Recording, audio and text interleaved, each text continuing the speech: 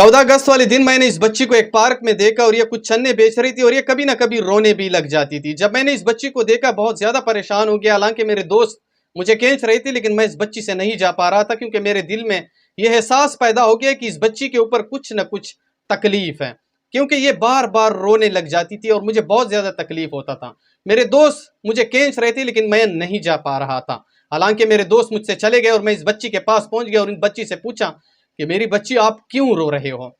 तो ये बच्ची ने बोला कि अंकल कुछ भी नहीं है। हालांकि सारे लोग पार्क में आज़ादी मनाने आए थे, उनके साथ बच्चे थे, खुशी खुशी के साथ सारे लोग घूम रहे थे, लेकिन ये बच्ची इन सारे लोगों के बीच में बैठकर चन्ने बेचकर रोने भी लग जाती थी और मुझे बहुत ज़्यादा अफसोस हुआ। हालांकि इस बच्ची को मैंने बात करने के लिए मौसर किया तो इस बच्ची ने बोला कि अंकल मेरा एक भाई है और वो मुझे बहुत ज़्यादा मारता है और वो नशा करता है, बाकी इस दुनिया में मेरा कोई नहीं है। अल्लाह अकबर।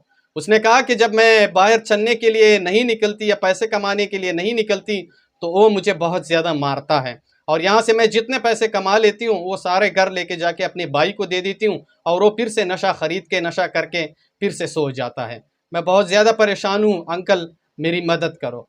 मैं बहुत ज़्यादा परेशान हो गया कि अल्लाह खैर करे। यहाँ पे नज़दीकी थाने का मैंने किसी से पूछा।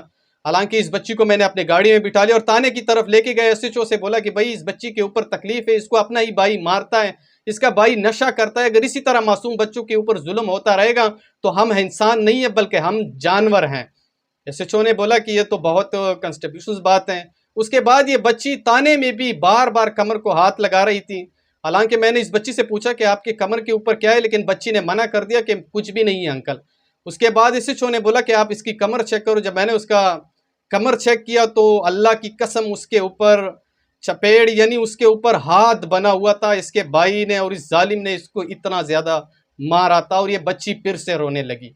हालांकि एसएचओ और उसके घर हम पहुंच गए। उसका भाई घर में लत-पत नशे में पड़ा हुआ था। एसएचओ ने उसके भाई को डंडे मारकर हवालात के अंदर डाल दिया और अब ये बच्ची फाउंडेशन के पास है, वहाँ पे अच्छी खासी तालीम भी हासिल कर रही है और अच्छी खासी एक खूबसूरत ज़िंदगी गुजार रही है।